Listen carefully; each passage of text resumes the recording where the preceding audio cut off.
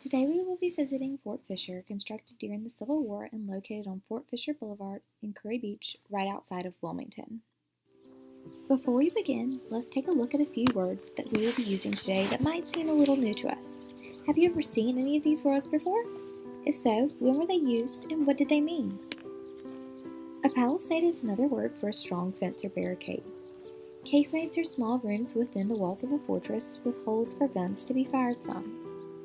Rations are a fixed amount of something allowed to each person during a shortage. In today's case, we use this word when we're talking about food and those living in the fort. A blockade is an attempt to seal off a place to prevent goods from entering or leaving.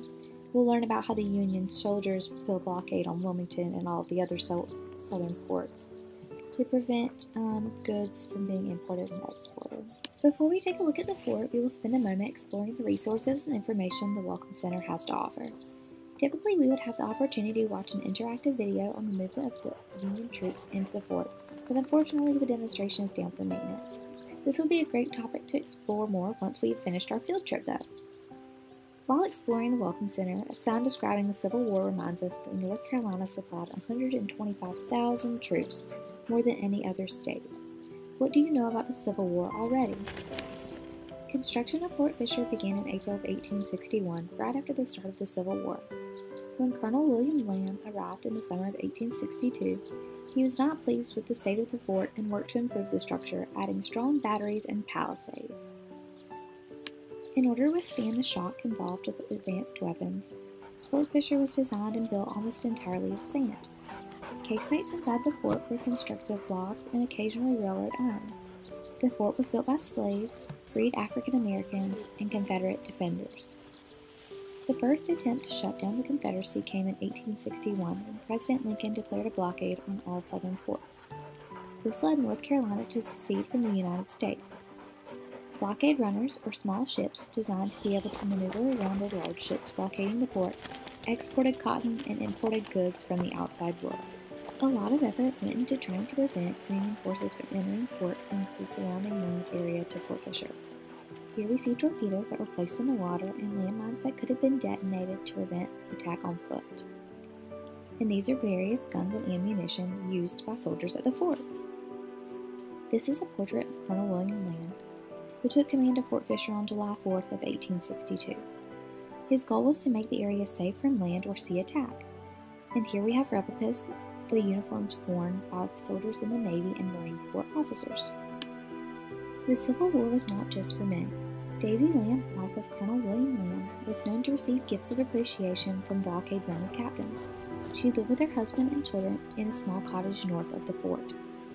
Rose O'Neal Greenhow was a Confederate spy who tried to enter Wilmington on a blockade runner in 1864. When the ship ran aground, she drowned, weighed down by the $2,000 worth of gold that she was attempting to smuggle into the fort. This is a model of the Battle of Fort Fisher.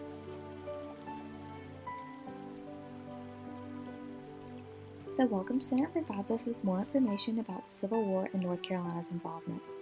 There's even a section dedicated to Fort Fisher's use after the Civil War. Did you know that from 1941 to 1945, the fort served as an army camp? It was used for military training during a war. Does anyone know what war this might have been taking place during this time? Now it's time to head out to the fort, the fun part. We're greeted by a large cannon, allowing us to really see the size of the weapons the soldiers were dealing with during the time. It's a beautiful day to explore as the Cape Fear River, seen off in the distance, brings us in a cool sea breeze. This massive anchor marks a spot where we can learn more about the blockades that took place in the Cape Fear River. The natural hazards made the river hard to control, allowing blockade runners the ability to move goods in and out of Wilmington and Fort Fisher.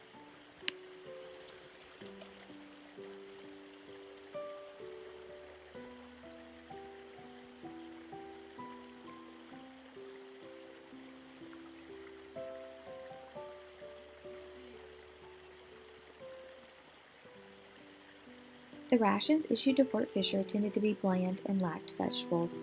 This caused outbreaks of sickness from late 1862 to early 1863. In order to keep his troops healthy, General Whiting ordered the creation of gardens for the fort.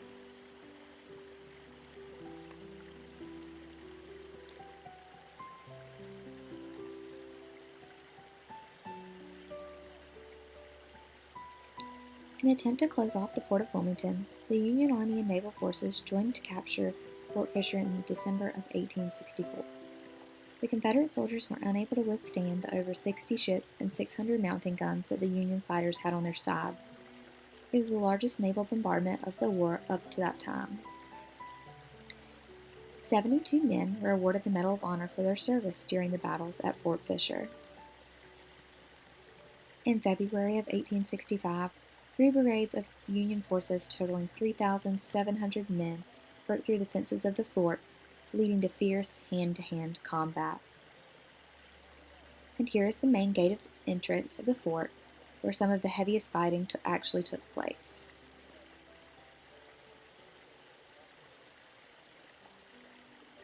The view from the top of the battery allows us to see the distant Kaifia River and the area surrounding that the soldiers worked to defend.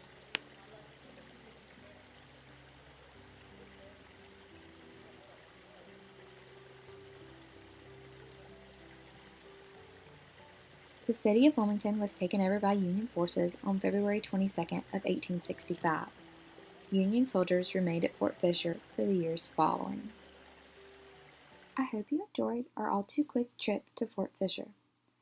More information about the fort can be found at nchhistoricsite.org.